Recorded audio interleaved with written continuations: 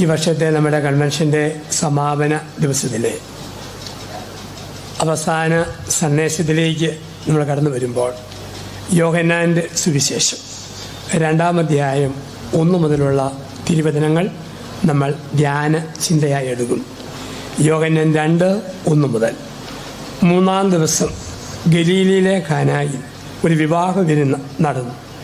യേശുവിൻ്റെ അമ്മ അവിടെ ഉണ്ടായിരുന്നു. യേശുവും ശിഷ്യന്മാരും വിരുന്നിന് ക്ഷണിക്കപ്പെട്ടിരുന്നു.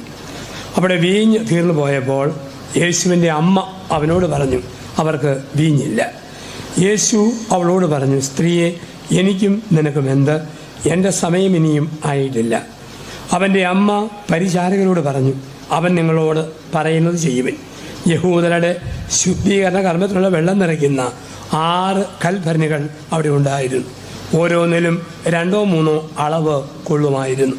ഭരണികളിൽ വെള്ളം നിറയ്ക്കുമെന്ന് യേശു അവരോട് കൽപ്പിച്ചു. അവർ അവയെല്ലാം വക്കോളം നിറച്ചു. ഇനി പകർന്ന് കലവറക്കാരൻ്റെ അടുത്ത് കൊണ്ടുചെല്ലുവിൻ എന്നവൻ പറഞ്ഞു. അവർ അപ്രകാരം ചെയ്തു. വീഞ്ഞുവാഴി അത് ആ വെള്ളം രുചിച്ചു നോക്കി. എവിടെ നിന്നാണെന്ന് അവൻ അറിഞ്ഞില്ല. വെള്ളം കോരിയ പരിചാരകർ അറിഞ്ഞിരുന്നു. അവൻ മണവാളിനെ വിളിച്ചു പറഞ്ഞു, എല്ലാവരും മേൽത്തരം വീഞ്ഞ് ആദ്യം വിളമ്പുന്നു, അതിഥികൾക്ക് ലഹരി പിടിച്ചു കഴിയുമ്പോൾ താഴ്ന്നു തരും. എന്നാൽ നീ നല്ല വീഞ്ഞ് ഇതുവരെയും സൂക്ഷിച്ചു വെച്ചല്ലോ. മഹാഭൂരിപക്ഷം പേർ കുടുംബജീവിതം നയിക്കുന്നവരാണ്. കുടുംബ ജീവിതവുമായി ബന്ധപ്പെട്ടാണ് നമ്മുടെ ജീവിതം മുമ്പോട്ട് പോവുക. കുടുംബം സ്വർഗമായോ സമുദായം സ്വർഗമാവും. കുടുംബം സ്വർഗമായോ ഈ ലോകം സ്വർഗമാവും. എല്ലാവരും ആഗ്രഹിക്കുന്നത് കുടുംബ ചിന്തകൾ ശ്രവിക്കാൻ. 4-ാം തീയതി ശിവരാത്രിയായിരുന്നു. അപ്പം എൻ്റെ ഒരു വലിയ പ്രസംഗം ഉണ്ടായിരുന്നു. ചിങ്ങവനം ശിവക്ഷേത്രത്തിൽ വെച്ചാൽ 1 മണിക്കൂറിൻ്റെ ഒരു പ്രസംഗം. 1000-ഓളം നായന്മാർ ഒരുമിച്ച് കൂടി പലയിടത്തും നിന്നായിട്ട്. അപ്പോൾ അവർ എൻ്റെ പ്രസംഗത്തിന് ശേഷം പറഞ്ഞു, അച്ഛൻ ഒരു കത്തോലിക്ക പുരോഹിതനാണെങ്കിലും ഞങ്ങൾക്ക് ഇവിടുത്തെ ജ്ഞാനായ സമുദായവുമായിട്ട് ഒരുപാട് ബന്ധമുണ്ട്. വലിയ മെത്രാപ്പോലീത്ത ചാർജ് എടുത്തപ്പോൾ ഞങ്ങളുടെ ആണുങ്ങൾ അമ്മംകുട വാടി, ഞങ്ങളുടെ പെണ്ണുങ്ങൾ താല്പര്യം എടുത്തു, അങ്ങനെ കൊണ്ട് എത്തിച്ചതാണ്. എന്നിട്ട് പറഞ്ഞു, സമുദായവുമായി ഒരു ബന്ധമുള്ളതുകൊണ്ട് നിങ്ങൾ അച്ഛന്മാരെ കാണുമ്പം എല്ലാവരും മീഡിയകളിലൊക്കെ അച്ഛന്മാരെ താറ്റി പറയുമ്പോഴും കളിയാക്കുമ്പോഴും ഞങ്ങൾ നായർ സമൂഹത്തിന് നിങ്ങളോട് ആദരവുണ്ട്, ഉള്ളിനുള്ളിൽ ബഹുമാനമുണ്ട്. ചില രാഷ്ട്രീയ പശ്ചാത്തലങ്ങളിലും കോൺഗ്രസിലും അത് പ്രതികരിക്കുന്നില്ല എന്ന് മാത്രമേ ഉള്ളൂ. അവരൊക്കെ ഊന്നൽ കുടുംബമായി കേൾക്കാനുള്ള ഒരു വലിയ കൊതി. ഇപ്പം ജീവിതത്തിൽ നമ്മളെല്ലാവരും അടിസ്ഥാനപരമായി ഒരു വീട്ടിൽ നിന്ന് വരുന്നവരാണ്. വീട് എന്ന വാക്കിൻ്റെ അർത്ഥം വിട്ടേച്ച് പോകുന്ന സ്ഥലം എന്നാണ്. വീട് വിട്ടിട്ട് പോകേണ്ട സ്ഥലം. അപ്പം നമ്മൾ വിട്ടിട്ട് പോകേണ്ട സ്ഥലമാണ് വളരെ മുഴുപ്പിൽ ബഹിരാകാശത്ത് നില, ഭൂമിയിൽ നില, പാതാളത്തെ നില, പരലോകത്തെ നില നമ്മൾ പണിത് വെക്കും. പക്ഷെ വിട്ടിട്ട് പോകണം. അങ്ങനെ വിട്ടിട്ട് പോകുന്ന ആ കുടുംബം ജീവിതം അത് എന്ത് എന്ന് പഠിപ്പിക്കുന്നു കാനായിൽ. നമുക്കറിയാം, പിതാവായ ദൈവം ആദ്യം സ്ഥാപിച്ചത് വിവാഹബന്ധത്തെയാണ്. ഉൽപ്പത്തി 2:23. ഉൽപ്പത്തി പുസ്തകം 2:23 വിവാഹത്തിൻ്റെ ഉടമ്പടി നമ്മൾ ശ്രമിക്കുന്നു. ആദ്യ പുരുഷൻ ആദ്യ സ്ത്രീയോട് പറഞ്ഞു, മോളെ, നീ എൻ്റെ അസ്ഥിയുടെ അസ്ഥിയും മാംസത്തിൻ്റെ മാംസവുമാണ്. ഇപ്പം പിതാവായ ദൈവം ആദ്യം സ്ഥാപിച്ചത് വിവാഹമെന്ന ഉടമ്പടി. ഉൽപ്പത്തി പുസ്തകത്തെ വിളിക്കുന്ന പേര് തന്നെ ഉടമ്പടിയുടെ പുസ്തകം എന്നാണ്. ദ ബുക്ക് ഓഫ് കവനൻസ്, ഉടമ്പടികളുടെ പുസ്തകം. ഉൽപ്പത്തി പുസ്തകത്തിൽ പ്രധാനപ്പെട്ട 3 ഉടമ്പടികൾ. 1 വിവാഹ ഉടമ്പടി, ഉൽപ്പത്തി 2 ഉൽപ്പത്തി 9 ദൈവവും നോഹയും തമ്മിൽ. 3 ഉൽപ്പത്തി 12 അബ്രഹാമും ദൈവവും തമ്മിൽ ഉടമ്പടി. അപ്പം ഈ ഉടമ്പടി ഇംഗ്ലീഷിൽ 2 വാക്കാണ്. 1 കോൺട്രാക്റ്റ്, 2 കവനന്റ്. കോൺട്രാക്റ്റും കവനന്റും വ്യത്യാസമാണ്. മനുഷ്യനും കൂടി കോൺട്രാക്റ്റ്, മനുഷ്യനും ദൈവവും കൂടി കവനന്റ്. നരേന്ദ്രമോദിക്ക് ഡൊണാൾഡ് ട്രംപുമായിട്ട് കവനന്റ് ഇല്ല, കോൺട്രാക്റ്റ്. ന്യൂയോർക്കിൽ ഞാൻ ധ്യാനിപ്പിക്കുമ്പോഴാണ് പ്രധാനമന്ത്രി ട്രംപിനെ കാണാൻ അവിടെ വരിക. ആ ദിവസങ്ങളിൽ ക്രൈസ്തവ സമൂഹം അന്ന് പള്ളികളിൽ പ്രാർത്ഥിക്കുന്നു കേട്ടു, യഹോവയായ ദൈവമേ, ആദിയിൽ നിന്നും വ്യാധിയിൽ നിന്നും മോദിയിൽ നിന്നും ഞങ്ങൾ രക്ഷിക്കണേ. ഇതായിരുന്നു അവരുടെ പ്രാർത്ഥന. ഇപ്പം മോഡിക്ക് ട്രംപുമായിട്ട് കോൺട്രാക്റ്റേ ഉള്ളൂ. മോശയ്ക്ക് ദൈവവുമായി കോൺട്രാക്റ്റ് അല്ല, കവനന്റ്. ഹൈന്ദവ സമുദായത്തിന് വിവാഹം കോൺട്രാക്റ്റ്, മുസ്ലിങ്ങളുടെ കല്യാണം കോൺട്രാക്റ്റ്, ക്രിസ്ത്യാനിയുടെ വിവാഹം കവനന്റ്. ഒരു വശത്ത് ദൈവം, മറുവശത്ത് മനുഷ്യൻ, മനുഷ്യനും ദൈവവും. അതുകൊണ്ടാണ് ഈ ക്രൈസ്തവർക്ക് വിവാഹമോചനവും വളരെ കഷ്ടപ്പാടാണ്. ചുറ്റിയ പാമ്പ് കടിച്ചേ പോകും. മത്തായി 19:6. ദൈവം യോജിപ്പിച്ചത് മനുഷ്യൻ വേർപെടുത്തരുത്. ഇന്ന് ഡൈവോഴ്സ് എന്നൊക്കെ പറഞ്ഞ് ആൾക്കാർ ഓടുന്ന കാണാം. ഒരുത്തൻ കുടുംബ കോടതിയെ സമീപിച്ച് പറഞ്ഞു, ബഹുമാനപ്പെട്ട കോടതി ഡൈവോഴ്സ് തരണം. കോടതി ചോദിച്ചു, എത്ര വർഷമായി കല്യാണം കഴിഞ്ഞിട്ട്? 15. മക്കളോ 3. 15 വർഷവും 3 മക്കളുമായപ്പോഴാണോ ഡൈവോഴ്സ്? ആദ്യ കാലങ്ങളിൽ ചോദിക്കരുതായിരുന്നു. അദ്ദേഹം പറഞ്ഞു, ആദ്യ രാത്രി കഴിഞ്ഞപ്പോൾ മുതൽ ഡൈവോഴ്സ് ആഗ്രഹിച്ചതാണ്, ഇപ്പോഴാണ് അവസരം. അതെന്താ? ആദ്യ രാത്രി കഴിഞ്ഞപ്പോൾ മുതൽ കപ്പ്, സ്പൂണ്, പോർക്ക്, പ്ലേറ്റ്, തവിയെടുത്ത് അവൾ ഏറോടേറ്. ജഡ്ജി പറഞ്ഞു, 15 വർഷം സഹിച്ചല്ലോ, ഇപ്പം എന്താ? ബഹുമാനപ്പെട്ട കോടതി അടുത്തിടെയായി അവൾക്ക് ഉന്നമായിട്ട് വരുന്നു. ഇതുവരെ കുഴപ്പമില്ല, ഇപ്പോൾ ഉന്നമായിട്ട് വരുന്നു. ഇപ്പോൾ ജഡ്ജിക്ക് ഇവരെ പിരിക്കാൻ പ്രയാസം. ജഡ്ജി പറഞ്ഞു, 3 മക്കളല്ലേ, തുല്യമായിട്ട് വീതം വെക്കാമെങ്കിൽ ഡൈവോഴ്സ് തരാം. 3 എങ്ങനെ തുല്യം വീതം വെക്കും? ഇവൻ വിദഗ്ധനാ. അവൻ പറഞ്ഞു, കോടതി 1 വർഷം കൂടെ തന്നാൽ മതി, ഞാൻ അഡ്ജസ്റ്റ് ചെയ്തോളാം. അവിടെയും കൂട്ടിക്കൊണ്ടുപോയി. അവൾ ഗർഭിണിയായി. പ്രസവം കഴിഞ്ഞ് ഒരാഴ്ച കഴിഞ്ഞാണ് ഡൈവോഴ്സ് കൊടുക്കേണ്ടത്. കാത്തിരിക്കുക. അത് കഴിഞ്ഞാൽ 2 കൃത്യം വീതം വെക്കാം. പ്രസവിച്ചപ്പോഴാണ് ഇരട്ടപ്പിള്ളേർ 5 എണ്ണമായിരുന്ന. അപ്പോൾ നടക്കണമെന്നില്ല. അപ്പോൾ ഇന്ന് ലോകത്തിൽ മോചനം വേണം, പെട്ടെന്ന് പോകണം, പിരിയണം എന്ന് പറയുമ്പം ദൈവം കുടുംബത്തെ തന്നിട്ട് പറയുകയാണ്, ഇത് ഉടമ്പടിയാണ്, ഉടമ്പടിയായി സ്ഥാപിച്ചതാ. ഉടമ്പടി എങ്ങനെ? മാനപ്പെട്ട അച്ഛൻ മത്തായി സുവിശേഷത്തിൻ്റെ 28-ാം അധ്യായത്തിൽ പറഞ്ഞു, കാലങ്ങളുടെ അവസാനം വരെ, യുഗാന്ത്യം വരെ ഞാൻ കൂടെയുണ്ട്. വിവാഹം മരണം വരെ ദൈവം ചേർത്ത് വെച്ച ഒരു ഉടമ്പടിയുടെ ബന്ധമാണ്. അപ്പോൾ ആ വിവാഹ ജീവിതത്തെ കാനായിലെ കല്യാണ സദ്യയിൽ സാധൂകരിക്കുകയാണ്. യഹൂദർക്കിടയിൽ ഒരു രീതിയുണ്ട്. യോഹന്നാൻ്റെ സുവിശേഷത്തിന് 4 പേരുകളാണ്. 1 ജീവൻ്റെ സുവിശേഷം, 2 പ്രകാശത്തിൻ്റെ സുവിശേഷം, 3 അടയാളങ്ങളുടെ സുവിശേഷം, 4 സമൃദ്ധിയുടെ സുവിശേഷം. ജീവൻ്റെ സുവിശേഷം, പ്രകാശത്തിൻ്റെ സുവിശേഷം, അടയാളങ്ങളുടെ സുവിശേഷം, സമൃദ്ധിയുടെ സുവിശേഷം. ഇവിടെ യോഹന്നാൻ ശ്രമിക്കുന്നത് സമൃദ്ധിയാണ്. കർത്താവ് ഉള്ളിടത്ത് സമൃദ്ധി, അവനില്ലെങ്കിൽ സമൃദ്ധിയില്ല. ഇതാണ് യോഹന്നാൻ പഠിപ്പിക്കുക. ആദ്യ മധ്യ അന്ത്യത്തിൽ സമൃദ്ധി. 2-ാം അധ്യായത്തിൽ 6 ഭരണി വീഞ്ഞിൻ്റെ സമൃദ്ധി. 6-ാം അധ്യായത്തിൽ 5000 അപ്പത്തിൻ്റെ സമൃദ്ധി. 21-ാം അധ്യായത്തിൽ 153 മത്സ്യത്തിൻ്റെ സമൃദ്ധി. ക്രിസ്തു ഉണ്ടോ സമൃദ്ധി? 2-ൽ വീഞ്ഞിൻ്റെ, 6-ൽ 5000 അപ്പത്തിൻ്റെ, 21-ൽ 153 മത്സ്യത്തിൻ്റെ. 2 3 അളവ് കൊള്ളുന്ന 6 ഭരണികൾ. ഇവിടെയാണ് നമ്മൾ ഓർക്കേണ്ടത്. 6 ബൈബിളിലെ അപൂർണത, 7 പൂർണ്ണത. വെളിപാട് പുസ്തകത്തിൽ വെള്ളത്തിൽ നിന്നും പൊങ്ങി വന്ന ജീവിയുടെ നെറ്റിയിലെ നമ്പർ 666, അപൂർണതയുടെ പൂർണ്ണത. യേശു വന്നപ്പോൾ 7, അവനില്ലെങ്കിൽ അപൂർണത 6. അപ്പം 6 ഭരണി വെള്ളം വീഞ്ഞാക്കി മാറ്റിയെന്നാ പറയുക. ഇതിൻ്റെ പശ്ചാത്തലം കൂടി ഈ സമാപന സന്ധിയിൽ മനസ്സിൽ കുറിക്കുക. ഇന്നും ഇസ്രയേലിൽ ഒരു പാരമ്പര്യമുണ്ട്. ഒരു യഹൂദ സ്ത്രീ പ്രസവിക്കുന്നത് പെങ്കൊച്ചാണെങ്കിൽ അവൾ ഉണ്ടാകുന്നതെന്ന് അപ്പനും അമ്മയും കൂടി അവിടെ ഓർമ്മയ്ക്കായി 1 ഭരണി വീഞ്ഞ് കട്ടിൽ കീഴെയോ പത്താഴത്തിലോ തട്ടുംപുറത്തോ എടുത്തു വെക്കും. അവിടെ ഓർമ്മയ്ക്കായി 1 ഭരണി വീഞ്ഞ്. പാവപ്പെട്ട കുടുംബമാണോ ചെറിയ ഭരണി? സമ്പത്തുള്ള വീടാണോ വലിയ ഭരണി? ഇടത്തരം കുടുംബമാണോ ഇടത്തരം ഭരണി? ഓരോ ജന്മദിനത്തിലും ഓരോ ഭരണി വീഞ്ഞ് അപ്പനും അമ്മയും മോക്ക് വേണ്ടി വെക്കും. യഹൂദ പെണ്ണിൻ്റെ കല്യാണം നടക്കുന്നത് 13-ാം വയസ്സിലാണ്. 13 വയസ്സാകുമ്പോൾ ഈ പെണ്ണിന് വേണ്ടി 13 ഭരണി വീഞ്ഞ് മാതാപിതാക്കൾ എടുത്തു വെക്കും. ഏറ്റവും ലഹരിയുള്ളത്, ഏറ്റവും പഴക്കമുള്ളതാണ് 1-ാം ജന്മദിനത്തിലെ വീഞ്ഞാണ് ഏറ്റവും പഴക്കമുള്ളത്. അത് പെൺവീട്ടുകാർ വിളമ്പുന്നത് ചെറുക്കൻ്റെ വീട്ടുകാർക്കാണ്. അത് തീർന്നു പോയോ പെൺവീട്ടുകാർക്ക് നാണക്കേടാണ്. കാരണം യഹൂദ പാരമ്പര്യത്തിൽ വീഞ്ഞ് തീർന്നു പോയോ ദൈവാനുഗ്രഹമില്ലെന്നാ ജോയൽ പ്രവാചകൻ പറയുന്നു. നിന്റെ വീട്ടിലെ തീരാത്ത ദൈവാനുഗ്രഹത്തിൻ്റെ അടയാളമാണ് നിന്റെ ഭരണിയിലെ ഒഴിയാത്ത വീഞ്ഞ്. ഇത് കേട്ടേച്ച് ചില ആണുങ്ങൾ ഇന്ന് വീട്ടിൽ ചെന്ന് ഭാര്യയോട് പറഞ്ഞേക്കല്ലേ, എടി ജോസഫച്ചൻ പറഞ്ഞത് കേട്ടില്ലേ, നമ്മുടെ വീട്ടിലെ തീരാത്ത ദൈവാനുഗ്രഹമാണ് കുപ്പിയിലെ ബ്രാൻഡി, അവസാനിക്കാത്ത ദൈവകൃപയാണ് അലമാരിയിരിക്കുന്ന വിസ്കി. അതല്ലല്ലോ. ഒരു ചെറുപ്പക്കാരൻ 5 കുപ്പി കിങ് ഫിഷർ മേടിച്ച് ബീര് മേടിച്ച് ഫ്രീസറിൽ വെച്ച് തണുപ്പിക്കുക. അമ്മ പറഞ്ഞു, എടാ നീ കുടിയും തുടങ്ങിയോ? മോൻ പറഞ്ഞു, ഇല്ലമ്മേ. പിന്നെ എന്നതാടായത്? അവൻ പറഞ്ഞു, അമ്മേ, ഇന്ത്യയുടെ സ്വത്ത് കട്ടുകൊണ്ട് പോയി ഇംഗ്ലണ്ടിൽ താമസിക്കുന്ന വിജയമല്യയുടെ സ്വത്ത് ഞാൻ മരപ്പിക്കുകയാണ്, തണുപ്പിക്കാനുള്ള പണിയും. ഇപ്പോൾ കുടിക്കുന്നവർക്ക് ന്യായീകരണമുണ്ട്, അതിൻ്റെ നീതീകരണമുണ്ട്. ഇവിടെയാണ് വീഞ്ഞ് തീർന്നു പോയി, ഭരണികൾ നിറയ്ക്കപ്പെട്ടു, അത് വീര്യമുള്ള വീഞ്ഞാക്കി മാറ്റി. ഇപ്പോൾ വിരുന്നുവാഴി കലവറക്കാരൻ പറയുന്നുണ്ട്, എല്ലാവരും മുന്തിയത് ആദ്യം വിളമ്പുന്നു, പൂസാപം താഴ്ന്നതും. ഇവിടെ പഠിപ്പിക്കുന്ന സന്ദേശം എന്താ?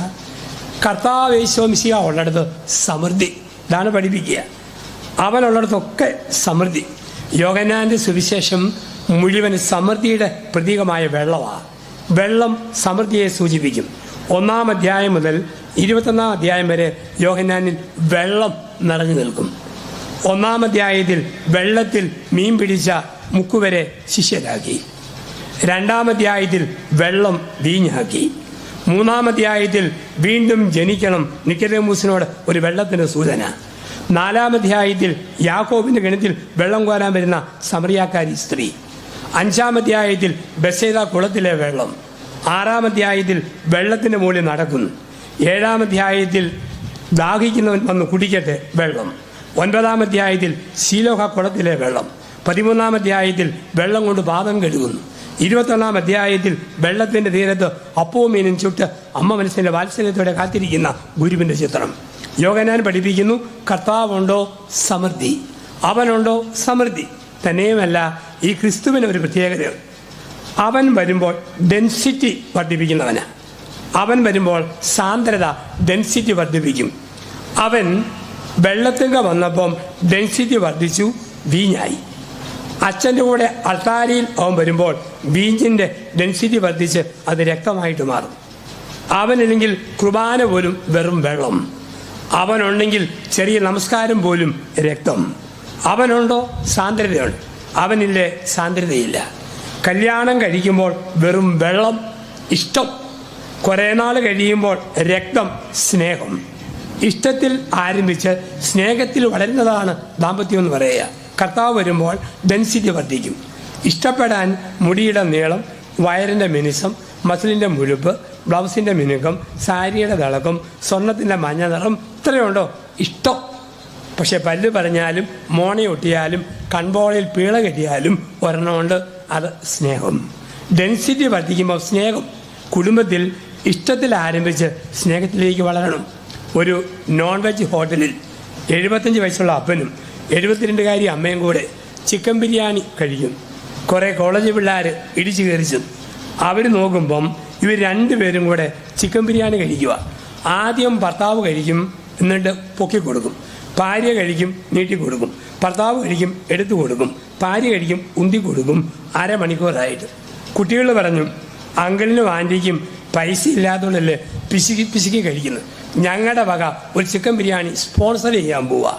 ഉടനെ അങ്കിൾ പറഞ്ഞു, വേണ്ട വേണ്ട, അതെന്താ, ശല്യപ്പെടുത്തരുത്, വി ആർ ഷെയറിങ്, ഞങ്ങൾ പങ്കുവെക്കുകയാണ്. എന്താ പങ്കുവെക്കുന്നത്? പല്ല്, അതാണ് പങ്കുവെക്കുക. ആദ്യം അപ്പം കഴിക്കും, പിന്നെ അമ്മയ്ക്ക് കൊടുക്കും. അമ്മ കഴിക്കും, അപ്പന് കൊടുക്കും. സ്നേഹം കൂടുമ്പോൾ, ഡെൻസിറ്റി വർദ്ധിക്കുമ്പോൾ ഒരു പങ്കുവെക്കലുണ്ട്, ഒരു സ്നേഹത്തിൻ്റെ പങ്കുവെക്കൽ. അവൻ വരുമ്പോൾ സാന്ദ്രത വർദ്ധിക്കും. ഈ സാന്ദ്രത വർദ്ധിക്കണോ? എന്ത് ചെയ്യണം? 10 പ്രമാണങ്ങളിൽ കുടുംബജീവിതം പണിയണം. നമുക്കറിയാം, അതിമനോഹരമായ 10 കൽപ്പനകൾ, 10 പ്രമാണങ്ങൾ. 10 പ്രമാണങ്ങളിൽ അടിസ്ഥാനമിട്ടതാകണം കുടുംബജീവിതം. 1, നിന്റെ ദൈവമായ കർത്താവ് ഞാനാണ്, ഞാനല്ലാതെ മറ്റൊരു ദൈവം ഉണ്ടാകരുത്. 1-ാം പ്രമാണമാണ്. ഒരിക്കലും ഭർത്താവ് കുടുംബത്തിൽ അപ്പനാകരുത്, ഭാര്യ കുടുംബത്തിൽ ദൈവമാകരുത്. അപ്പനും അമ്മയും വെറും കാവൽക്കാർ മാത്രം. ഉൽപ്പത്തി 2:15. ആദം ഹവ്വ, നിങ്ങൾ ഏദൻ തോട്ടത്തിൻ്റെ സൂക്ഷിപ്പുകാരും കാവൽക്കാരുമാണ്, ഉടമസ്ഥരല്ല, വെറും സൂക്ഷിപ്പുകാർ. ലെബനീസ് മിസ്റ്റിക്കായ ഖലീൽ ജിബ്രാൻ പ്രവാചകൻ എന്ന തൻ്റെ പുസ്തകത്തിൽ എഴുതി, മാതാപിതാക്കളെ, നിങ്ങളുടെ മക്കൾ നിങ്ങളുടെ സ്വന്തമല്ല. നിങ്ങളാകുന്ന വില്ലിൽ നിന്നും വില്ലാളിയായ ദൈവം അയച്ച അമ്പുകളാണ് നിങ്ങളുടെ മക്കൾ. വില്ലിനെയും അമ്പിനെയും വില്ലാളിയായ ദൈവം സ്നേഹിക്കുന്നു. ചില ആണുങ്ങളുടെ ഓർമ്മ, ഞാനാണ് ഈ വീടിൻ്റെ കുലപതി. ചില പെണ്ണുങ്ങളുടെ ഓർമ്മ, ഞാനാണ് അമ്മ തമ്പുരാട്ടി തിരുവായ്ക്ക് എതിർവായില്ല. ചില ആണുങ്ങളുണ്ട്, നിന്റെ ഭർത്താവായ തോമസ് ഞാനാകുന്നു, എൻ്റെ നിലത്ത് അഭിപ്രായം പരിക്കകത്ത് ഉണ്ടാകരുത്. മേശ മാറ്റിക്കണേലും കസേരയിലിരിക്കണമെങ്കിലും ഒരു പുതിയ പ്ലേറ്റ് മേടിക്കണേലും ഞാനറിയണം, ഞാനാണ് കുടുംബത്തിൻ്റെ ദൈവം. ചില ആണുങ്ങളുടെയും പറ്റി ഓർമ്മ, അവൻ മനസ്സിൽ ഓർക്കുന്നതോ ഭാര്യ ഊഹിച്ചെടുത്തോണം എന്നാണ്. അവൻ മനസ്സിൽ ഓർക്കുന്നതോ ഭാര്യ ഊഹിച്ചെടുത്തോണം, വായിച്ചെടുത്തോണം. ചില ആണുങ്ങൾ യാത്ര പോകാൻ വേണ്ടി കാറേ കയറിയിരുന്ന് വണ്ടി സ്റ്റാർട്ട് ചെയ്യാൻ വേണ്ടി താക്കോലെടുക്കുമ്പോഴാണ് അപ്പുറത്തേക്ക് നോക്കി, എടി അതിങ്ങെടുത്തേടി, എന്നാ മനുഷ്യ ആ മറ്റേത് ഇങ്ങെടുത്തോണ്ട് പാടിയെന്ന് പറഞ്ഞു. മനസ്സിലായില്ല, എടി പൊട്ടി അതിങ്ങെടുക്കടി. അവസാനം ഭാര്യ പറഞ്ഞു, പൊന്നു മനുഷ്യ അത് ഞാൻ കണ്ടില്ല, എന്നാ പോട്ടടി പോയേക്കാം. ഇയാൾ എന്താ ചോദിച്ചാൽ അവക്കോ, അവൾ എന്താ പറഞ്ഞ അവനോ യാതൊരു പിടിയുമില്ല. ചില കുടുംബങ്ങളിൽ ഇങ്ങനെ. വേറെ ചില കുടുംബങ്ങളിൽ ചില ആണുങ്ങളുണ്ട്, ഭാര്യയോട് ആലോചിക്കാതെ തോന്നുന്നവരെയും വിളിച്ചുകൊണ്ട് ഉച്ചയ്ക്കും പറ്റും വീട്ടിൽ കയറി വരും. എന്നിട്ട് കൽപ്പിക്കുക, ചോറെടുക്കടി, മീനെടുക്കടി, മുട്ട പൊരിക്കടി, കരി വലത്തടി, കടുക് പൊട്ടിക്കടി. ഒരു ദിവസം ഭാര്യ പറഞ്ഞു, പൊന്നു മനുഷ്യ ഉള്ള സാധനം പറഞ്ഞാൽ ഞാൻ തരും, ഇല്ലാത്തതെങ്ങാനും പറഞ്ഞാൽ തൻ്റെ കാല് ചവിട്ടി വെച്ച് തരും, ഓർത്തോളാൻ പറഞ്ഞു. പിന്നെ ഒരു മാസം ആരെയും കൊണ്ടുവന്നില്ല. ഒരു മാസം കഴിഞ്ഞ് ഉച്ചയ്ക്ക് 1:30 വികാരിയച്ഛനെയും കൊണ്ട് വരുന്നു. ഭാര്യ വേർത്ത് പോയി, ഭക്ഷണം കൊടുക്കണ്ടേ. ചോറെടുക്കടി എടുത്തു, മോരില്ലേടി എടുത്തു, മുട്ട പൊരിക്കടി പൊരിച്ചു, മത്തി വറക്കടി ചവിട്ട് വെച്ച് കൊടുത്തു, അതില്ലായിരുന്നു. ഉണക്കിറച്ചില്ലേടി ഒരു ചവിട്ടോടെ കൊടുത്തു, വെണ്ടയ്ക്ക എടുത്തു വെച്ചു, അച്ചാറെടുത്ത് വെച്ചു, ഉള്ളത് കൊടുത്തു, ഇല്ലാത്തതിന് ചവിട്ടി. ഊണുമെല്ലാം കഴിഞ്ഞ് പോകാൻ നേരത്തെ അച്ഛൻ പറഞ്ഞു, എൻ്റെ ഏരിയാമ്മ ഒരു വീടാണെങ്കിൽ ചോറും കറിയും ഉണ്ടെന്നും ഇല്ലെന്നും വരും. എനിക്കിത് മനസ്സിലാക്കാൻ പറ്റും, ഞാൻ എൻ്റെ അച്ഛനല്ലേ, ഇല്ലെങ്കിൽ പറഞ്ഞാൽ പോരെ. ഇതുപോലെ കയറി വികാരിയച്ഛനിട്ട് ചവിട്ടല്ലേ കേട്ടോ, കാലുമാറിപ്പോയി. ഇപ്പം ചില ആണുങ്ങൾ ഈ ടൈപ്പുണ്ട്. ഒരിക്കൽ ഏറ്റുമാനൂർ ബസ് സ്റ്റാൻഡിൽ ഞാൻ നിൽക്കുക. ഏറ്റുമാനൂർ ബസ് സ്റ്റാൻഡിൽ നിൽക്കുമ്പോൾ ഒരു കുടിയൻ എൻ്റെ അടുക്ക് വന്നിട്ട് എൻ്റെ കയ്യെ പിടിച്ച് മുത്തിയിട്ട് പറഞ്ഞു, വീട്ടിൽ വരെ വരണം, കിടങ്ങൂരാണ് വീട്. പൂസായിട്ട് എന്നാൽ ഭാര്യ തെറി പറയും, അച്ഛനുണ്ടെങ്കിൽ അവൾ ഒതുങ്ങിക്കോളും, കൊണ്ട് വരാതിരിക്കരുത്. ഞാൻ വീട്ടിൽ ചെന്നു. ഭാര്യയ്ക്ക് വല്ലാതെ അരിശം. 1:30 മണിക്ക് ഒരച്ഛനെയും കൊണ്ട് വരുന്നു. ചോറുണ്ടായിരുന്നു, മോരുണ്ടായിരുന്നു, ചെമ്മീനും മാങ്ങ ചമ്മന്തി ഉണ്ടായിരുന്നു. എങ്ങനെയോ ഭക്ഷണം തന്നു. ഊണെല്ലാം കഴിഞ്ഞ് കയ്യും കഴുകി ഞാൻ ഇറങ്ങുക. ഇറങ്ങാനത് ഇയാൾ പൂസ് മാറിയിട്ടില്ല, നല്ല പൂസായിട്ട് നിൽക്കുക. ഇറങ്ങും ഇയാൾ എൻ്റെ കയ്യെ പിടിച്ച് മുത്തിയിട്ട് പറയുക, ഓ സന്തോഷമായി, എന്നാലും അവസാനം സഖ്യയായി കർത്താവിൻ്റെ വീട്ടിൽ വന്നല്ലോ, എനിക്കൊന്നും പറയാനില്ല. ചില മനുഷ്യരുണ്ട് ഈ ടൈപ്പല്ലേ. ഇപ്പോൾ ജീവിതത്തിൽ നമ്മൾ മനസ്സിലാക്കുന്ന ഒരു ജീവിതശൈലി, കുടുംബത്തിൽ ഞാൻ ദൈവമെന്നുള്ള ചിന്ത ഭർത്താവിനരുത്, അത് കുടുംബത്തിനരുത്. വേറെ ചില ആണുങ്ങളുണ്ട്, ഒരിക്കലും പ്രോത്സാഹനത്തിൻ്റെ വാക്ക് ഭാര്യയോട് പറയുകയില്ല, എല്ലാം എനിക്ക് അവകാശപ്പെട്ടത്, ഒരു നല്ല വാക്ക് പോലും പറയുകയില്ല. ഒരു ദമ്പതി ധ്യാനത്തിൽ 65-കാരൻ ഭർത്താവും 60-കാരി ഭാര്യയും പങ്കെടുക്കുന്നു. ഞാൻ ധ്യാനത്തിൽ പറഞ്ഞു ഭർത്താവിനോട്, ദേ ഭാര്യ നല്ല കറി ഉണ്ടാക്കിയാൽ കൊള്ളാവല്ല മോളെ, നല്ല വാക്ക് പറയണം. ഭർത്താവ് പറഞ്ഞു, ഞാൻ മാത്രമല്ലല്ലോ അവളും പിള്ളേരും തിന്നുന്നില്ലേ, ഞാൻ തന്നെ നല്ലത് പറയണം. ഞാൻ പറഞ്ഞു, ഒരു കറിക്ക് കടുക് പൊട്ടിച്ചാൽ പ്രസിഡന്റിൻ്റെ അവാർഡ് കിട്ടിയല്ല, ഭർത്താവിൻ്റെ നല്ല വാക്കേ ഉള്ളൂ, അതുകൊണ്ട് നല്ലത് പറയണം. തുണി അലക്കിയാൽ നല്ലത് പറയണം, പെരക്കവും അടിച്ചു വാരി വൃത്തിയാക്കിയിട്ടാൽ നല്ലത് പറയണം. അവനിങ്ങനെ മൂളി കേട്ടു. വെള്ളിയാഴ്ച ധ്യാനം കഴിഞ്ഞു പോയി. തിങ്കളാഴ്ച രാത്രി 8 മണിക്ക് ഭക്ഷണവും കാത്തിരിക്കുക. തിങ്കളാഴ്ചത്തെ ഭക്ഷണം ചൂട് കഞ്ഞി, ചെറുപയര് തോരൻ, തേങ്ങാച്ചോട്ട ചമ്മന്തി, വൈകിട്ടത്തെ ഐറ്റവള. അതും കാത്തിരിക്കുമ്പോൾ ഭാര്യ ചക്ക കുഴച്ച് വേവിച്ചതും കോഴിക്കറി വറുത്തരച്ചതും കൂടെ കൊണ്ടുവന്ന് കൊടുത്തു. കഞ്ഞിയും ചമ്മന്തിയും കാത്തിരിക്കുമ്പോഴാണ് കോഴിക്കറിയും ചക്കപ്പുഴുക്കും. സന്തോഷത്തോടെ മുഴുവൻ കഴിച്ചു. പ്ലേറ്റ് വടിച്ചു നോക്കി, വെല്ല് നീട്ടി നോക്കി, എമ്പക്കവും വിട്ടു.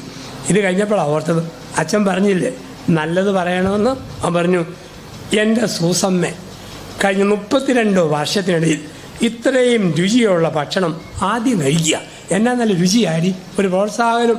അവൾ ഒറ്റ കരച്ചിൽ. എന്തിനാണ് കരയുന്നത്? അച്ഛൻ പറഞ്ഞില്ലേ നല്ലത് പറയണമെന്ന്. അവൾ വരൊക്കെ ശരിയാ. കഴിഞ്ഞ 30 വർഷക്കാലം ഞാൻ വെച്ച് വിളമ്പി തന്നിട്ടും തനിക്ക് നല്ലതൊന്നും പറയാനില്ല. അയൽവക്കത്തെ ലിസിയുടെ ചക്കപ്പുഴുക്കും കോഴിക്കറിയും വന്നപ്പോഴല്ലേ താൻ നല്ലത് പറയാൻ അവസരം കണ്ടെത്തിയത്. നോക്കിയും കണ്ടും വേണം പറയാനായിട്ട്. ദൈവമായ കർത്താവ് ഞാനാണ്, ഞാനല്ലാതെ മറ്റൊരു ദൈവം ഉണ്ടാകരുത്. ഇപ്പോൾ കുടുംബത്തിൽ ഓർക്കുക, ദൈവത്തിന് 1-ാം സ്ഥാനം കൊടുക്കുക. ഭർത്താവ് വിധേയപ്പെട്ട് ഭാര്യയെ പ്രോത്സാഹിപ്പിക്കുക, ഭാര്യ വിധേയപ്പെട്ട് ഭർത്താവിനെ അംഗീകരിക്കുക, കുഞ്ഞുങ്ങളെ നേർവഴിയെ നയിക്കുക. നമ്മൾ ദൈവമാകാതെ ദൈവത്തിൻ്റെ കുടുംബത്തിൽ ഒന്നാം സ്ഥാനം കൊടുത്ത് ദൈവത്തിൻ്റെ വിനീത ദാസന്മാരും ദാസികളുമാവുക. 2, കർത്താവിൻ്റെ നാമം വൃഥാ ഉപയോഗിക്കരുത്. വെറുതെ ദൈവനാമം ഉപയോഗിക്കരുത്. തൊട്ടതിനും പിടിച്ചതിനും ദൈവത്തെ പറഞ്ഞ് സാക്ഷിയിടുക, വെറുതെ നേർച്ചകൾ നേരുക, നിറവേറ്റാതിരിക്കുക, ദൈവത്തിന് വാക്ക് കൊടുക്കുക, കൊടുത്തിട്ട് പാലിക്കാതിരിക്കുക. അങ്ങനെയൊക്കെ ചെയ്യുമ്പോൾ ദൈവനാമത്തെ നമ്മൾ ദുരുപയോഗിക്കുക ചെയ്യുക. ഒപ്പം ചീത്തവാക്ക് കുടുംബത്തിൽ പറയുമ്പോൾ ദൈവനാമത്തെ മലിനപ്പെടുത്തുന്നു. ചീത്ത വിളിക്കുന്ന അപ്പൻ, ചീത്ത വിളിക്കുന്ന ഭാര്യ, ആ കുടുംബത്തിൽ ദൈവത്തിൻ്റെ നാമമാണ് മലിനപ്പെടുക. ഇന്ന് ലോകത്തിൽ എല്ലാ ഭാഷയിലും തെറിയുണ്ട്. പക്ഷെ ലോകഭാഷയിലെ ചീത്തവാക്കുകൾക്ക് വളരെ നീളം കുറവാണ്. ഇംഗ്ലീഷിൽ കടുക് പഠിച്ച പോലെ സ്റ്റുപ്പിഡ് ബസ്റ്റാർഡ് തീർന്നു. പക്ഷെ മലയാളമെന്ന ശ്രേഷ്ഠ ഭാഷയിലാണ് ഏറ്റവും നീണ്ട തെറിയുള്ളത്. ഗിന്നസ് ബുക്കിലെ ഏറ്റവും കൂടുതൽ തെറി കാസർഗോഡുകാരൻ ക്രിസ്ത്യാനി കുടുംബനാഥൻ്റെ തെറിയാണ്. ഒരു തെറിയുടെ നീളം 1 മിനിറ്റ് 3.5 സെക്കൻഡാണ് ഒരൊറ്റ ചീത്ത. അതിൻ്റെ ഉള്ളടക്കം ആര് ചീത്ത കേട്ടോ, ചീത്ത കേട്ടവൻ്റെ 7 തലമുറകളിലുള്ള അപ്പനൊപ്പന്മാരുടെ സകല അവയവങ്ങളും തലോടി കടന്നുപോയ ഒരു അന്താരാഷ്ട്ര തെറി എന്നാണ് പറയുക. ചില കുടുംബങ്ങൾ ഇങ്ങനെയുണ്ട്. ഇവിടെയാണ് പറയുക, ദൈവത്തിൻ്റെ നാമം മലിനമാക്കരുത്, ദൈവനാമം ദുരുപയോഗിക്കരുത് കുടുംബത്തിൽ. 3, കർത്താവിൻ്റെ ദിവസം പരിശുദ്ധമായി ആചരിക്കണം. കോൺസെൻട്രേറ്റഡ് ഡേ ആണ്. നമുക്കിവിടെ ഞായറാഴ്ച 100 കൂട്ടം പരിപാടിയുള്ള ദിവസവും ഞായറാഴ്ചയാണ്. ഹൗസ് വാമിംഗ് ഉണ്ട്, പിക്നിക്കുണ്ട്, ടൂറുണ്ട്, വോളണ്ടറി വർക്കുണ്ട്, പലതും പറഞ്ഞു പോകും. എന്തിനെല്ലാം പോയാലും ഞായറാഴ്ച സ്വന്തം പള്ളിയിൽ ദൈവം തന്ന പട്ടക്കാരോട് ചേർന്ന് വിശുദ്ധ കുർബാന അനുഭവിക്കണം, വിശുദ്ധ കുർബാന അർപ്പിക്കണം. തന്നെയുമല്ല, ആഴ്ചയിൽ കിട്ടിയതിൻ്റെ ദശാംശം എൻ്റെ പള്ളിക്ക് അന്ന് കൊടുക്കണം. കിട്ടിയ സ്വത്തിൻ്റെ ദശാംശം, എൻ്റെ ആരോഗ്യത്തിൻ്റെ ദശാംശം. കുറേ സമയം എൻ്റെ ആരോഗ്യം ദേവാലയത്തിൻ്റെ കർമ്മങ്ങളുമായി ബന്ധപ്പെട്ട് ആരോഗ്യം ചെലവഴിക്കണം. സമയം സൺഡേയിൽ കുഞ്ഞുങ്ങൾക്ക് കാറ്റഗിസം എടുത്തോ, ഭക്തസംഘടനയെ പ്രവർത്തിച്ചോ, പള്ളിയുടെ പ്രവൃത്തികളുമായി ബന്ധപ്പെട്ടോ സമയത്തിൻ്റെ ദശാംശം ഉപയോഗിക്കണം. ഞായറാഴ്ച കർത്താവിൻ്റെ ദിവസമാണ്. 6 ദിവസങ്ങളിൽ ഓടി നിന്ന് പ്രവർത്തിക്കുമ്പോൾ ഈ കർത്താവിൻ്റെ ദിവസം അത് പരിശുദ്ധമായി ആചരിക്കണം. ബൈബിൾ വായിച്ചും ഭക്തിഗാനം കേട്ടും കൂട്ടായ്മയെ പ്രാർത്ഥിച്ചും ഒരുമിച്ച് ചേർന്നിരുന്നും പരമാവധി സമയം ദൈവത്തിന് കൊടുക്കണം, ദൈവത്തിന് വേണ്ടി മാറ്റിവെക്കണം ഞായറാഴ്ചയിൽ. ഒപ്പം കർത്താവിൻ്റെ മണിക്കൂറും പരിശുദ്ധമായി ആചരിക്കണം. കർത്താവിൻ്റെ മണിക്കൂർ എന്ന് പറയുന്നത് രാത്രി 7-നും 9-നും ഇടയിലാണ്. രാത്രി 7-നും 9-നും ഇടയിൽ കുടുംബത്തിൽ ശരിക്കും സന്ധ്യാപ്രാർത്ഥന വേണം. 9 കഴിഞ്ഞാൽ ഉറക്കം, 7-ന് മുമ്പാണ് ഒരുപാട് ജോലി. 20 മിനിറ്റ് 30 മിനിറ്റ് ഒതുങ്ങുന്ന ഒരു പ്രാർത്ഥന കുഞ്ഞുങ്ങളെയും ചേർത്ത് കുടുംബത്തിലുണ്ടാകണം. ഇന്ന് പലപ്പോഴും കുടുംബത്തിൽ പ്രാർത്ഥനാ സമയം TV സീരിയലുകൾ മോഷ്ടിക്കുന്ന കാലമാണ്. ഞാൻ കുറേ നാൾ മുമ്പ് ഒരങ്കിളിനെ ഫോണിൽ വിളിച്ചു രാത്രി. അദ്ദേഹം പറഞ്ഞു, അച്ഛാ ശല്യപ്പെടുത്തരുത്, 10 മണിയാകുമ്പോൾ ഞാൻ അങ്ങോട്ട് വിളിച്ചോളാം. എന്താ ഇത്ര തിരക്ക്? എൻ്റെ അച്ഛോ, ഞാനും ഭാര്യയും കൂടി പരസ്പരം കണ്ടുകൊണ്ടിരിക്കുകയാണ്, അതുകൊണ്ട് ഞാനോർത്തു തമ്മിൽ കാണുക. പിന്നെ അറിയുക, ഒരു സീരിയലിൻ്റെ പേരായിരുന്നു പരസ്പരം. ഞാൻ രണ്ടും കൂടി പരസ്പരം കണ്ടുകൊണ്ടിരിക്കുകയാണ്. ചില വീടുകളുണ്ട്. ഈയിടെ ഒരു ആൻറ്റി അയൽപക്കത്തെ കുട്ടികൾക്കെല്ലാം ലഡു കൊടുക്കും. ഞാൻ ചോദിച്ചു, ആൻറ്റി വിവാഹ വാർഷികമോ കുഞ്ഞുങ്ങളുടെ ബർത്ത്ഡേ ആണ്? അല്ല, പിന്നെയോ സീരിയലിൽ 1 വർഷമായി ഗർഭിണിയായിരുന്ന ശ്രീലക്ഷ്മി ഇന്നലെ പ്രസവിച്ചു. അതിൻ്റെ സന്തോഷത്തിനാണ് ആൻറ്റിയുടെ ലഡു നാട്ടുകാർക്ക് കൊടുക്കുക. കർത്താവിൻ്റെ ദിവസം പരിശുദ്ധമായി ആചരിക്കണം. കർത്താവിൻ്റെ മണിക്കൂറും പരിശുദ്ധമായി ആചരിക്കണം. 4, മാതാപിതാക്കളെ ബഹുമാനിക്കണം. മാതാപിതാക്കളെ നല്ല കാലത്തോളം ഈ ഭൂമിയിൽ ജീവിക്കേണ്ടതിന് അപ്പനെ ബഹുമാനിക്കണം, അമ്മയെ സ്നേഹിക്കണം. ഇന്ന് നമുക്കിതിനൊക്കെ ഒരു മങ്ങൽ വരുന്ന കാലമാണ്. സ്മാർട്ട് ഫോൺ വന്നപ്പോൾ നമ്മുടെ തിരുവല്ലായിലെ വീട്ടിലിരുന്നാൽ ഇടത് കൈയുടെ ഉള്ളം കൈയിലിരുന്ന് ന്യൂയോർക്കിലെ അമ്മായി തുള്ളിക്കൊണ്ടിരിക്കും. പക്ഷെ ന്യൂയോർക്കിലെ അമ്മായി ഉള്ളം കൈയിൽ തുള്ളുമ്പോൾ അടുക്കളയിലെ അമ്മ 100 മൈൽ ദൂരെയായി പോയി. ഇന്നത്തെ ലോകത്തിൻ്റെ പ്രത്യേകത ഇതാണ്. അമ്മയെ ശ്രദ്ധിക്കാൻ സമയമില്ല. അപ്പനെ ശ്രദ്ധിക്കാൻ സമയമില്ല, കുടുംബത്തിലൊന്നിനും സമയമില്ല. അപ്പൻ്റെ അമ്മയെ എപ്പോഴും വിളിക്കുന്നത് പഴഞ്ചരക്ക്, കിളവി, പഴഞ്ചരക്ക്. അപ്പൻ്റെ 8 വയസ്സുള്ള മോൻ ഇത് കേട്ട് പഠിച്ചു. അവൻ 3 പഠിക്കുന്ന മോനാണ്. 4:30 സ്കൂളിൽ നിന്ന് വന്നിട്ട് അവൻ ഒരു ചൂലും തവിയെടുത്ത് അപ്പൻ്റെ അമ്മയെ പെരക്കിയിട്ട് ഓടിക്കുക എറിയാൻ വേണ്ടിയിട്ട്. അപ്പൻ എന്നാണ് നിൻ്റെ അമ്മയെ ഓടിക്കുന്നത്? ടീച്ചർ പറഞ്ഞു വിട്ടിട്ടാ എന്നെ അമ്മയെ ഓടിക്കാൻ പറഞ്ഞില്ല. പിന്നെ നാളെ ക്ലാസ്സിൽ വരുന്നതിന് മുമ്പ് പഴയതല്ല ഒന്ന് ഓടിച്ച് നോക്കണമെന്ന് പറഞ്ഞു. അതിൻ്റെ OTPയിലാണ് നടക്കുക. ഇപ്പം മാതാപിതാക്കളോട് നമ്മളെങ്ങനെ പെരുമാറുന്നോ അത് കുഞ്ഞുങ്ങൾ കണ്ടുപഠിക്കുന്നു, അവർ കേട്ടുപഠിക്കുന്നു. മാതാപിതാക്കളെ ബഹുമാനിക്കണം. കുടുംബത്തിൽ അപ്പനമ്മമാർക്ക് സ്ഥാനം കൊടുക്കണം. മലയാളത്തിലെ പ്രിയപ്പെട്ട കവി ശ്രീകുമാരൻ തമ്പി ഏറ്റവും മനോഹരമായ ക്രിസ്തീയ ഭക്തിഗാനം എഴുതും ശ്രീകുമാരൻ തമ്പിയ. സത്യനായക, മുക്തിദായക, കാൽവരിയിൽ പൂത്തൊലിഞ്ഞ കനകപുഷ്പമേ, മനോഹരമായ പാട്ടെഴുതിയ ശ്രീകുമാരൻ തമ്പി കുറേ നാൾ മുമ്പ് മോഹിനിയാട്ടം എന്ന സിനിമയ്ക്ക് വേണ്ടി പ്രായമുള്ള അപ്പനമ്മമാരെ ഓർത്തുകൊണ്ട് എഴുതിയ ഒരു പാട്ടുണ്ട്. സ്വന്തം എന്ന പദത്തിന് എന്തർത്ഥം? ബന്ധം എന്ന പദത്തിന് എന്തർത്ഥം? സ്വന്തങ്ങൾ, ബന്ധങ്ങൾ വെറും ജലരേഖകൾ. കുടുംബത്തിൽ പ്രായമായ അപ്പനും അമ്മയ്ക്കും റോളില്ലാതെ പുറകോട്ട് തള്ളപ്പെടുമ്പോൾ പഠിപ്പിക്കുന്നു മാതാപിതാക്കളെ ബഹുമാനിക്കണം. കഴിഞ്ഞ കൊല്ലം ഇടുക്കി ജില്ലയിൽ ഒരു പള്ളിയിൽ ഞാൻ ധ്യാനിപ്പിക്കുക. ഒരു കാര്യം കേട്ടു. ഒരു വീട്ടിൽ ഒരപ്പൻ 80 വയസ്സ്, പുറത്തെ തൊലി പൊട്ടിയിട്ട് ബെഡ്സോർ വന്നിട്ട് ഈ 78കാരി അമ്മയാ വെള്ളം കൊണ്ട് തുടയ്ക്കുന്നതും എണ്ണ പുരട്ടുന്നതും മുറിവിൽ പൊടിയിടുന്നതും. 3 കെടാമുട്ടന്മാർ ആമക്കളും അവിടെ ഭാര്യമാരുമുണ്ട്. അവർക്ക് ഈ അപ്പനെ അമ്മയെ നോക്കാൻ ഇഷ്ടമില്ല, തൊടാൻ ഇഷ്ടമില്ല, അടുക്കാൻ ഇഷ്ടമില്ല. അവരകൽച്ച പാലിക്കുക. പക്ഷെ കഴിഞ്ഞ 3 മാസമായിട്ട് ഈ 3 ആമകളും പെരയ്ക്കകത്തുനിന്ന് എഴുന്നേക്കത്തില്ല, അപ്പൻ്റെ കട്ടിലേന്ന് പൊങ്ങത്തില്ല, കട്ടപ്പടിയെന്ന് അനങ്ങത്തുമില്ല, ഇരിപ്പ്. ആൾക്കാർ അമ്മയോട് ചോദിച്ചു, വീതം വല്ലതും കൂടുതൽ കൊടുക്കാമെന്ന് പറഞ്ഞോ? ഇവർക്ക് ഈ മാറ്റം. അമ്മ പറഞ്ഞു, വീതം കൊടുക്കാമെന്നൊന്നും പറഞ്ഞിട്ടില്ല, ഞാൻ പൊടിക്കൈ കാണിച്ചു, അതിൻ്റെ ഫലമാണ്. എന്താ കാണിച്ചതെന്ന് ചോദിച്ചു. ഞാൻ 3 മാസം മുമ്പ് അപ്പനെ നോക്കാൻ വേണ്ടി സുന്ദരിയായ ഒരു ഹോം നേഴ്സിനെ കൊണ്ടുവന്ന് നിർത്തി.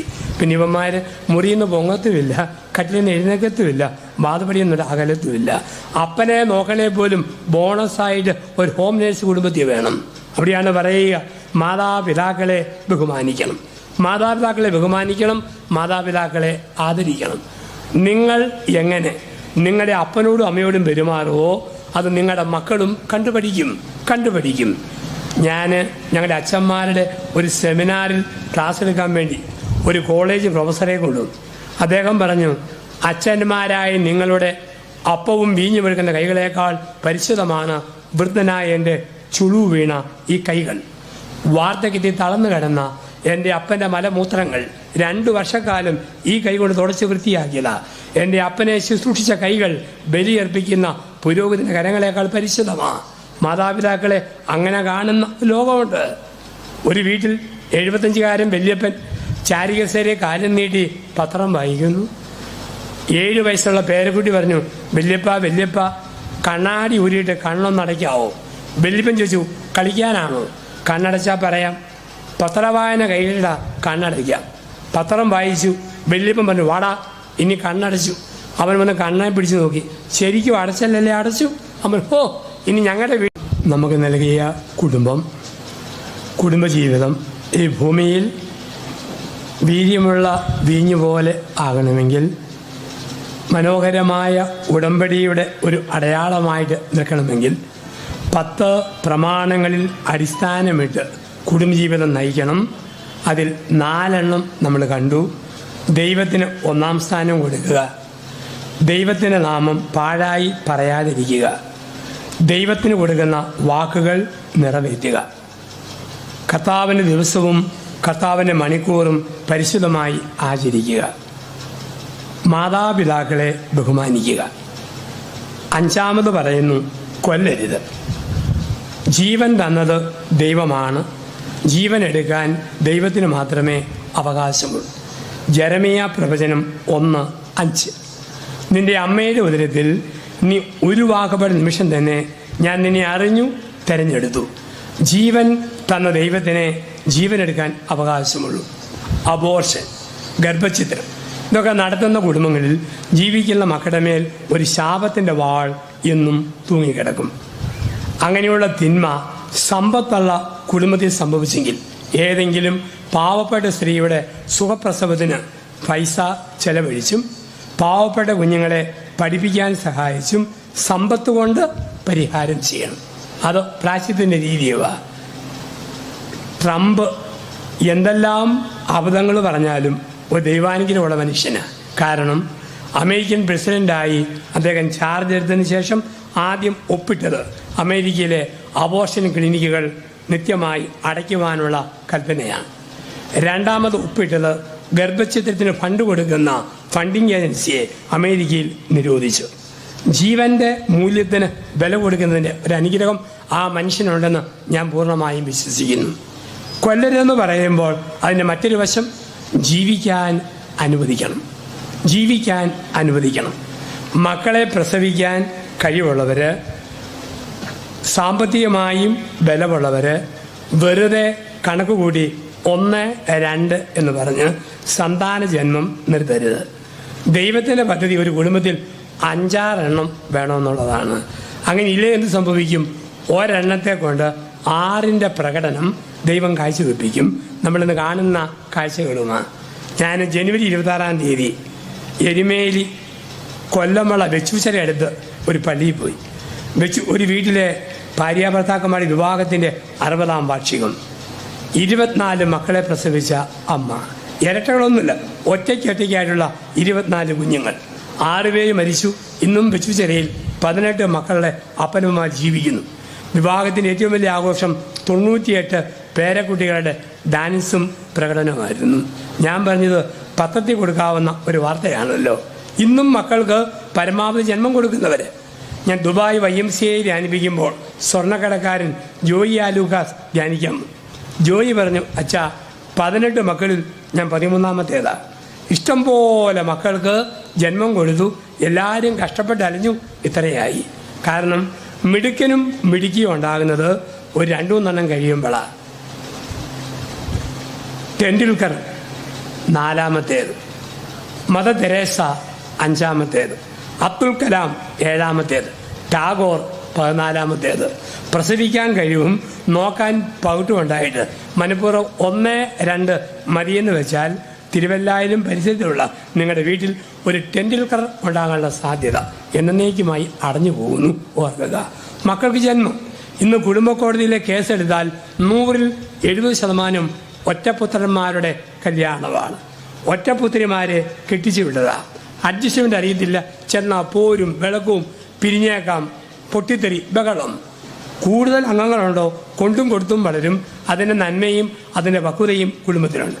ഇനി ഗർഭിണിയായിരിക്കുന്ന കാലഘട്ടം മുതലുള്ള ഒരു ഭർത്താവിൻ്റെ സമീപനം, ഒരു ഭാര്യയുടെ മനോഭാവം, അതൊക്കെ കുഞ്ഞിനെ ബാധിക്കും.